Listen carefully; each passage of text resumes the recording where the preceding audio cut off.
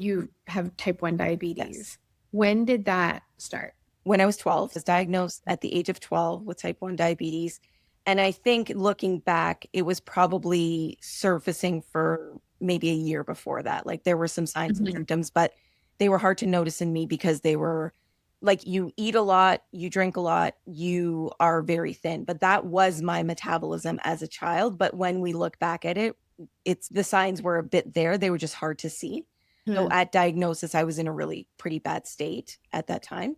And yeah, so that was a challenging part of my entire teen years, my years of my 20s. I did not take care of myself well. I was in denial for a lot of it, although I was very interested in nutrition, which is a weird dichotomy. But it was very difficult for me. I felt a lot of victimhood. Like, why me? Why does it have to happen to me? No one else has to worry about what they're eating all the time or have to take needles and all these kind of things. It was really challenging. And those years of really being in denial had their consequences, many of which I reversed with my holistic lifestyle. But the retinal damage in my eye was not reversible. And so that's Right. where I think it was beginning in 2015 ish. That's where things started to take a major decline with my eye. Oh, I didn't realize it was so late. Well, I did because we talked about it with our friend Susan, but I thought it was like in your 20s when you were compromising your health. When you were one of the original holistic nutritionists, you were way early. When did you went to the Canadian School of Natural Nutrition, the other school. When did you graduate? I graduated in 2006 or 7, I want to say. But Mhm. before that, I had done nutrition in university. Like since high school, since I was diagnosed with diabetes, I was trying to think of like what was the spark of my interest in nutrition. And Right. that was part of it, even though I was very interested in it and I was also denying it entirely. But my whole education path was along that trajectory. I wanted to study nutrition in university. I wanted to originally be a dietitian, quickly realized the medical model system was not where I wanted to be, finished that, then found holistic nutrition.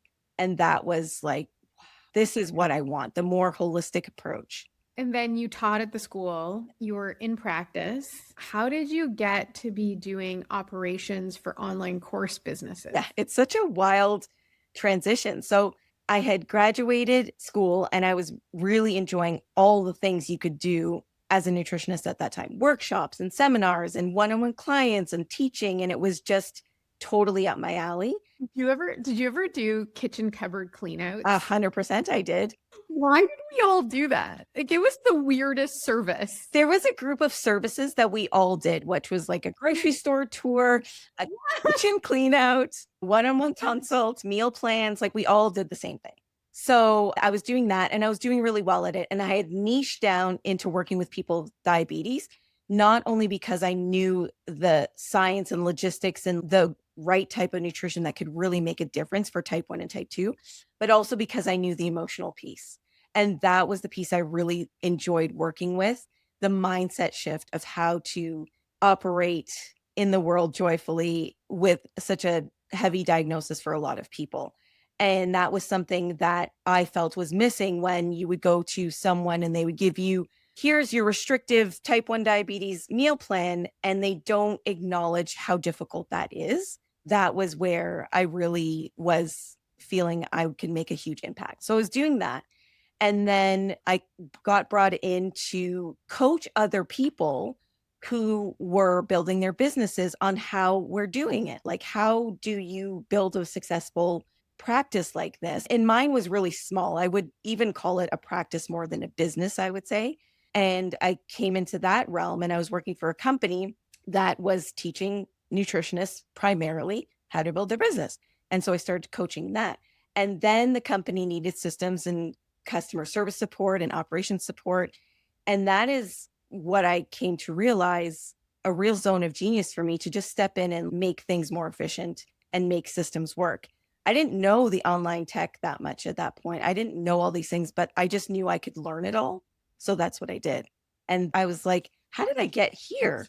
But it was so fun. And I really enjoyed being that resourceful team member that could make things easier for the operations Mhm. of the company. Every company needs a Michelle. And those that don't know they need a Michelle are in deep doo-doo. I mean, they have no systems in place. Yeah.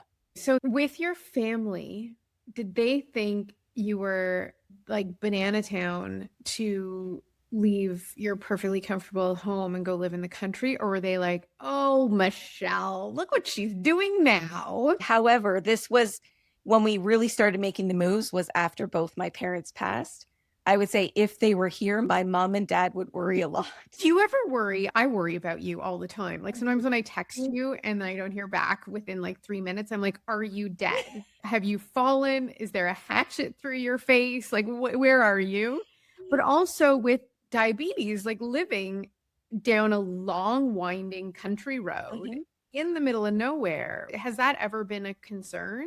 No. And what's interesting about where we live, it feels like it's the middle of nowhere, which it kind of is, but we're also 25 minutes from a town. It's not a huge town, but it's a town that has a hospital and all the things that you need Right. and more. So it never really occurred to me, only because I'm at the place in my life where I feel very in control of managing my health and my requirements and very self sufficient in that, diabetes aside, but just in general.